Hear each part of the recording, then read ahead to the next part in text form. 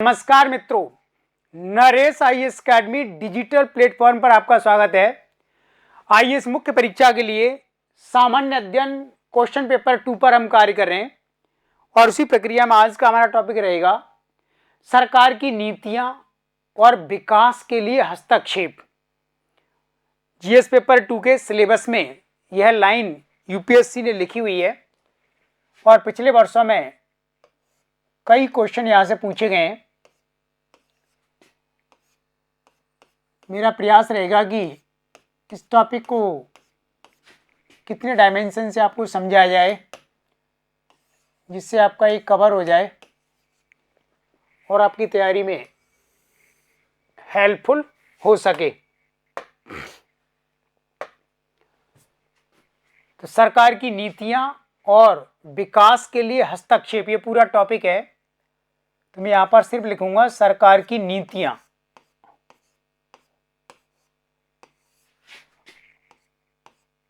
GS के किसी भी क्वेश्चन पेपर के लिए आप कांटेक्ट कर सकते हैं।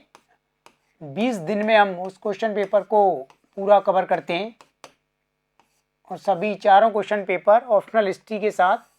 अगर आपके पास 3 से 4 महीने का समय है तो देन ये आपके लिए काफ़ी बेनिफिशियल हो सकता है। पूरा सिलेबस कवर किया जाएगा। इस टॉपिक को हम कितने डायमेंशंस के थ्रू समझ सकते हैं। सबसे पहले आर्थिक सुधारों के संदर्भ में बात करेंगे।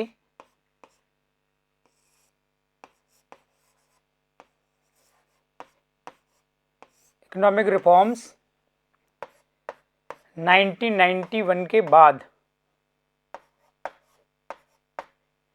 इसके बाद कुछ चर्चा हम जीएसटी को लेकर बात करेंगे। सेकंड इसका आसपास उस एस्पेक्ट है इसका शासन संबंधी नीतियां। इसमें ई शासन, ई गवर्नेंस, क्योंकि टॉपिक में जो लिखा गया है उसके अकॉर्डिंग फिर उसके समक्ष जो भी चैलेंजेस आ रहे हैं उसको लेकर बात हो रही है। और फिर डीबीटी, डायरेक्ट बेनिफिट ट्रांसफर।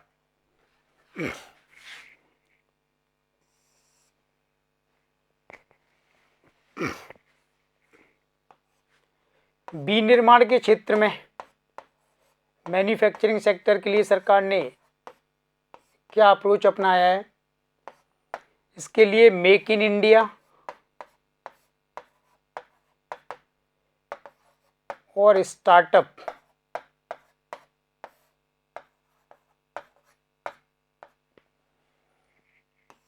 इसके अलावा कृषि क्षेत्र में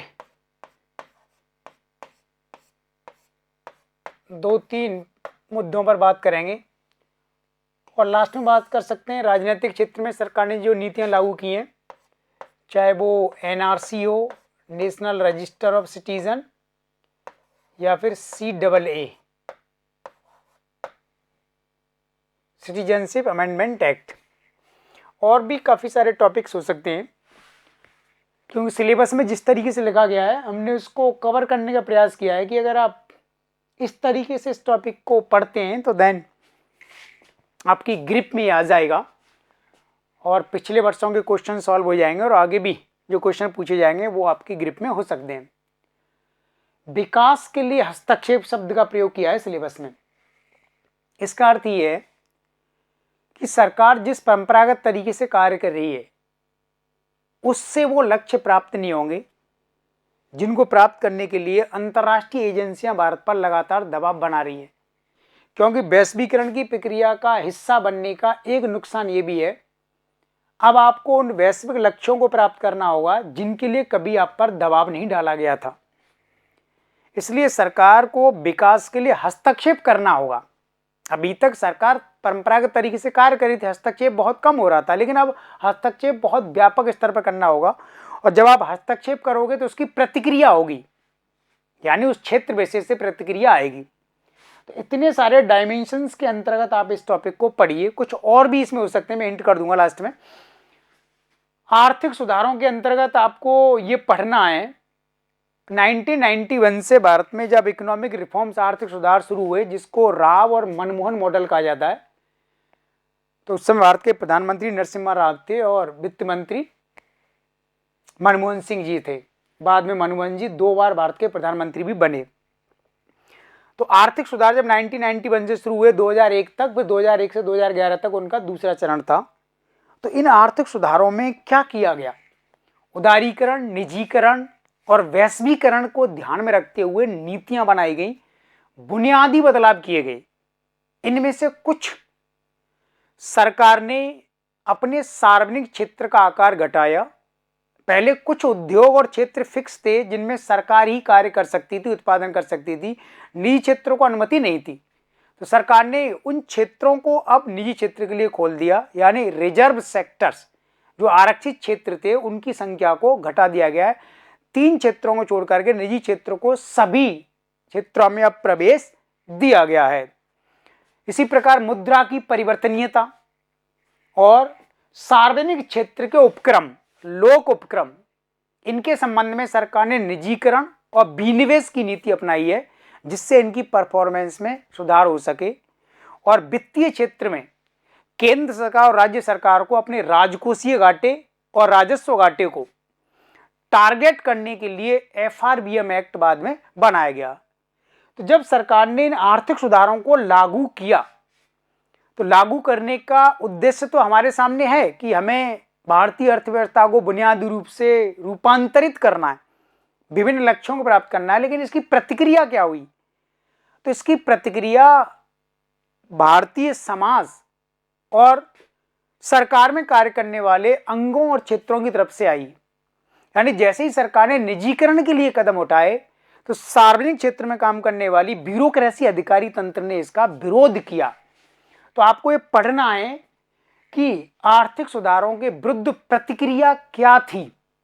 क्या वह केवल उन वर्गों के द्वारा अपने निजी हितों को साधने की प्रक्रिया थी?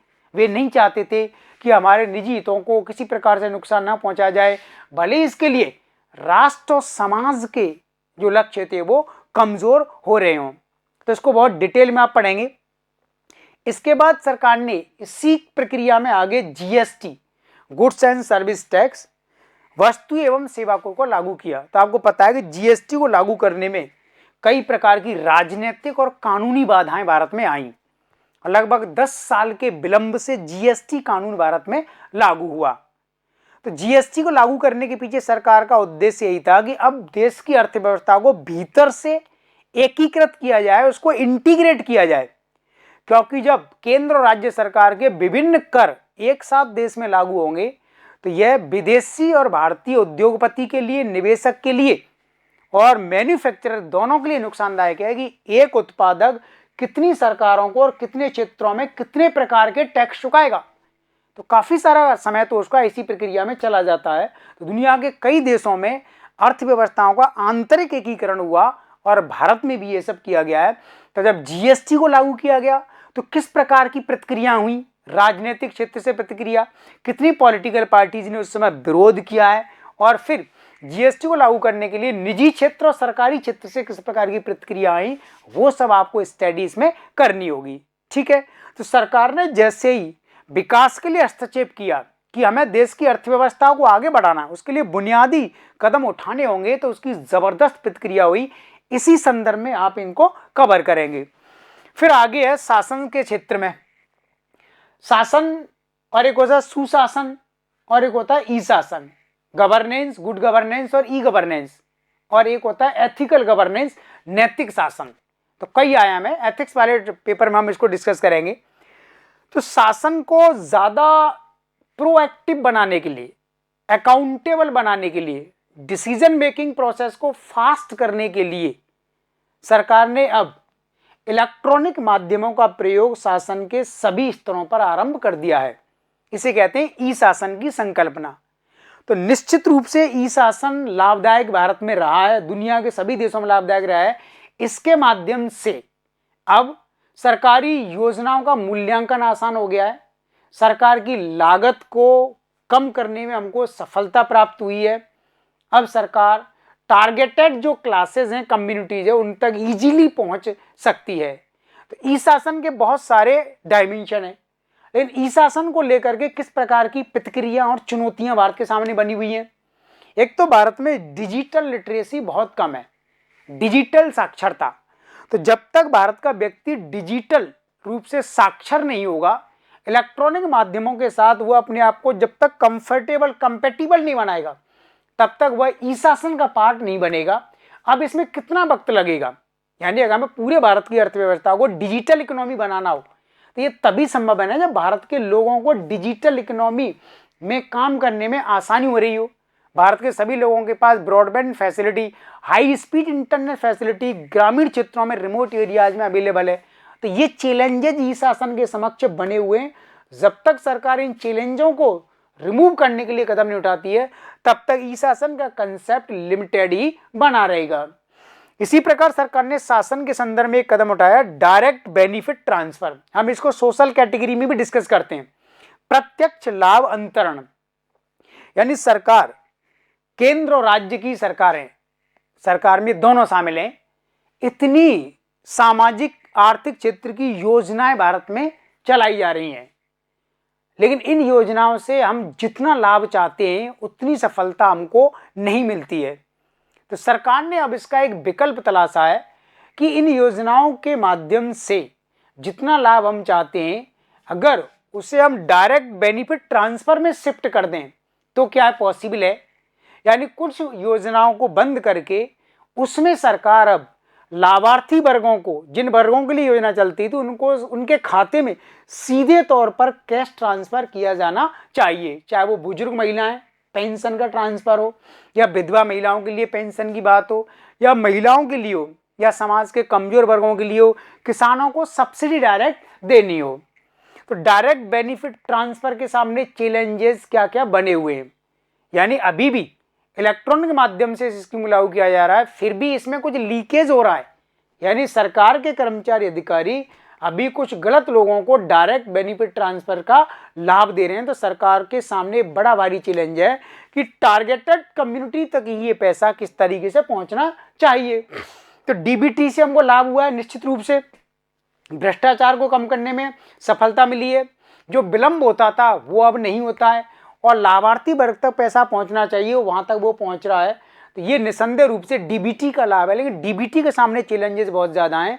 उनमें एक तो प्रमुख चैलेंज यही है कि अभी गलत लोगों तक डीबीटी हो रहा है, और दूसरा सरकार कितना डायरेक्ट बेनिफिट यानी कैश ट्रांसफर करेगी। किसानों के खाते में 2000, 4000, 5000 कितना पैसा दोगे।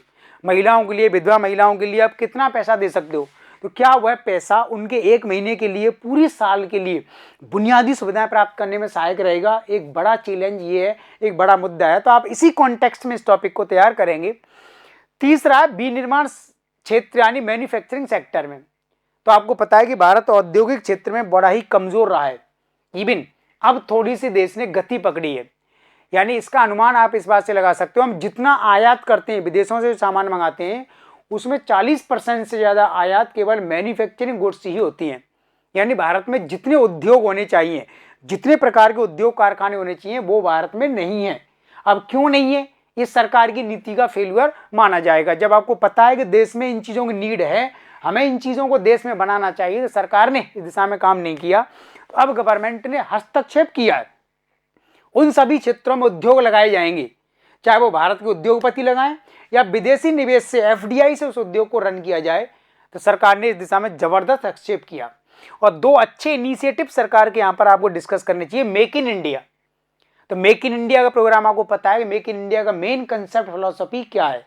यानी हर प्रत्येक वस्तु जो भारत में बनाई जा सकती है भारत के टैलेंट के द्वारा, उस पर काम होना चाहिए। तो सरकार ने जबरदस्त फंडिंग की है, और मेक इन इंडिया के तहत सरकार ने बहुत सारे प्रोजेक्ट्स को रन किया है। स्टार्टअप्स, बहुत सारे स्टार्टअप्स इंडिया में शुरू किए गए हैं, और भारत के ही ऐसे टैलेंटेड लोगों को, भारत में ही ऐसे अच्छे योग्य व्यक्ति जिन्होंने बहुत अच्छी पढ़ाई की है, जिनके पास कोई बेहतरीन स्किल है, कोई टेक्नोलॉजिकल स्किल है, उसको एक स्टार्टअप के माध्यम से सरकार ने जोड़ दिया, और वह बहुत सारे लोगों को रोजगार प्रदान कर रहा है। तो एक तरफ वो प्रोडक्ट इंडिया में बन रहा है, और दूसरा वह काफ़ी लोगों को रोजगार दे रहा है। तो इकोनॉमी में दूसरी तरफ अनएम्प्लॉयमेंट की रेट कम हो रही है, और दूसरी तरफ हम देश में उन उत्पादों को बना पा रहे हैं। तो मैन्युफैक्चरिंग सेक्टर्स में सरकार ने विदेशी निवेश को बढ़ाया है, भारत के औद्योगिक घरानों को फ्री हैंड किया है, जैसे कि प्रतिरक्षा डिफेंस सेक्टर। तो अब भारत की सेनाओं की हर प्रकार की रक्षा जरूरतों के लिए भारत के पूंजीपति उद्योगपति जैसे रतन टाटा ही उन चीजों को बनाएंगे। पहले हम सेना की काफी सारी जरूरतों के लिए विदेशों पर निर्भर करते थे, अब उसको रोक दिया गया है। तो मैन्युफैक्चरिंग सेक्टर्स में हमने हस्तक्षेप किया है कि इन सभी चीजों को हम बनाएंगे, हम बाहर से इनको नहीं लेना है, आयात नहीं करना है। कृषि क्षेत्र में सरकार बुनियादी नीतियों को लाना चाहती है, लेकिन इसका जबरदस्त विरोध हो रहा है। कृषि क्षेत्र में एक मुद्दा तो यह है कि किसानों की आय को दुगना कैसे किया जाए, कृषि क्षेत्र को लाभदायक व्यवसाय कैसे बनाया जाए, किसानों की आत्महत्याओं को कैसे रोका जाए। किसानों को सरकार जो सब्सिडी देना चाहती है वस्तुओं के रूप में, रासायनिक उर्वरक के रूप में, उस सब्सिडी को सरकार डायरेक्ट बेनिफिट के रूप में देना चाहती है, यानी किसान के खाते में सीधा पैसा भेज दिया। क्योंकि सरकार जब वस्तुओं के रूप में सब्सिडी देती है तो उसमें लीकेज काफी होता है, यानी बीच के जो अधिकारी कर्मचारी हैं उसमें बड़े स्तर पर वो करप्शन करते हैं और किसान तक वो लाभ पहुंच नहीं पाता है। तो सब्सिडी को रेशनलाइज करने के लिए सरकार ने क्या क्या कदम उठाए, इसको आप बहुत डिटेल में पढ़ो कि सब्सिडी को लेकर के सरकार की स्कीम्स क्या हैं और विश्व व्यापार संगठन WTO का वो मैटर क्या है कि भारत को अपनी सब्सिडी को घटाना चाहिए। क्योंकि हर देश जो WTO का मेंबर है उसमें लिखा हुआ है कि आप अपनी GDP का कितना सब्सिडी अपने किसानों को, अपने लोगों को आप दे सकते हैं। इसी प्रकार न्यूनतम समर्थन मूल्य MSP, तो MSP भी एक प्रकार की सब्सिडी ही है। तो न्यूनतम समर्थन मूल्य भारत के किसानों को अब उनके कृषि उत्पादों पर एक फसल बीमा जैसी सुविधा प्रदान करता है कि कुछ फसलों के मामले में किसान को एक निश्चित मूल्य प्राप्त होगा, उससे नीचे नहीं जा सकता, ये न्यूनतम समर्थन मूल्य है। लेकिन न्यूनतम समर्थन मूल्य को भी सरकार रेशनलाइज करना चाहती है। कृषि क्षेत्र के लिए सरकार ने कुछ बड़े कानून भी बनाए, जिसमें भूमि अधिग्रहण कानून, लैंड एक्विजिशन बिल, लेकिन वो पास नहीं हुआ। तो भारत में भूमि अधिग्रहण कानून को लेकर किस प्रकार की तकनीकी समस्याएं आ रही हैं, इस मामले में भी सरकार ने काफी सारे कदम उठाए, लेकिन कृषि क्षेत्र में बुनियादी सुधार अभी तक अपेक्षित हैं। सरकार को इस दिशा में काम करना होगा। तो जबरदस्त प्रतिक्रिया आई है, सरकार की कुछ नीतियों को भारत के किसान संगठनों ने पसंद नहीं किया। भारतीय किसान यूनियन ने जबरदस्त विरोध किया, लंबे समय तक आपने देखा होगा पार्लियामेंट का उन्होंने घेराव किया। तो यहां से प्रतिक्रिया आई। राजनीतिक दलों के बीच में आम सहमति नहीं है कि भाई ये नीतियां ठीक नहीं है, ये भारत के किसानों के कुछ वर्गों के लिए लाभदायक होंगी, बाकी को नुकसान इससे पहुंचेगा। और लास्ट में आप डिस्कस कर सकते हो, सरकार ने और हस्तक्षेप किया है राजनीतिक क्षेत्र में NRC और CAA को ला करके। और भी बता सकते हो कि यूनिफॉर्म सिविल कोड UCC जो सरकार के एजेंडे में शामिल है। तो नेशनल रजिस्टर्स ऑफ सिटीजन्स और CAA, सिटीजनशिप अमेंडमेंट एक्ट, नागरिकता कानून में संशोधन किया जाए। मुख्यतः इसके माध्यम से सरकार अवैध जो प्रवासन भारत में होता है, इलीगल जो माइग्रेशन इंडिया में हो रहा है पाकिस्तान, अफगानिस्तान और बांग्लादेश से, तो पाकिस्तान, अफगानिस्तान, बांग्लादेश की तरफ से जो अवैध प्रवासन भारत में होता था, सरकार उसको रोकना चाहती है। और इन देशों में जो गैर मुस्लिम पीपल रहते हैं, सरकार उनको देश की नागरिकता प्रदान करना चाहती है और देश के भीतर उनका परमानेंट सेटलमेंट चाहती है। लेकिन इसको लेकर के कई प्रकार के विवाद हैं और चुनौतियां हैं, यानी इस्लामिक कम्युनिटी ने इसका जबरदस्त विरोध किया है और देश के भीतर भी राजनीतिक दल एक पार्टी की नीतियों का विरोध कर रहे हैं। तो राजनीतिक दलों के बीच में सहमति नहीं है, समुदायों के बीच में सहमति नहीं है, और सरकार के सामने फिर इनके आर्थिक पुनर्स्थापन की चुनौती तो है ही। इतने व्यक्तियों को हम देश में इन्वाइट कर लेंगे तो इनका रिहेबिलिटेशन कैसे होगा, उसके लिए सरकार के पास इतना पैसा कहां से आएगा, इनको हम रेगुलराइज करेंगे कैसे। तो इस प्रकार के मुद्दे। तो इसमें आप और भी आगे जोड़ सकते हो कि सरकार विकास प्रक्रिया के लिए किन किन क्षेत्रों में हस्तक्षेप कर रही है, अनुसूचित जाति जनजातियों के मामले में सरकार ने कौन से कदम हाल ही में उठाए, और भारत में परिवहन संचार की सेवाओं के लिए पूरे देश में ज़्यादा से ज़्यादा नेशनल हाईवे बनाए जाएंगे, ट्रेन नेटवर्क का, रेलवे नेटवर्क का विस्तार होगा, बुलेट ट्रेनिंग की संभावनाओं को तलाशा जा रहा है। तो ये विकास प्रक्रिया के लिए हस्तक्षेप हो गया। तो चुनौती क्या आएगी, जब हम बुलेट ट्रेन को रन करेंगे इंडिया में या रेल नेटवर्क को बढ़ाएंगे, तो निश्चित रूप से बहुत सारा कृषि क्षेत्र इसमें कवर हो जाएगा, जंगलों को काटा जाएगा, पॉल्यूशन की प्रॉब्लम आएगी, गांव के विस्थापन की समस्या आएगी। तो ये चुनौतियां उभर करके आएंगी, लेकिन विकास भी जरूरी है। चुनौतियों को मिनिमाइज कैसे किया जाए, ये हमें अपने मैनेजमेंट के थ्रू इसको हमें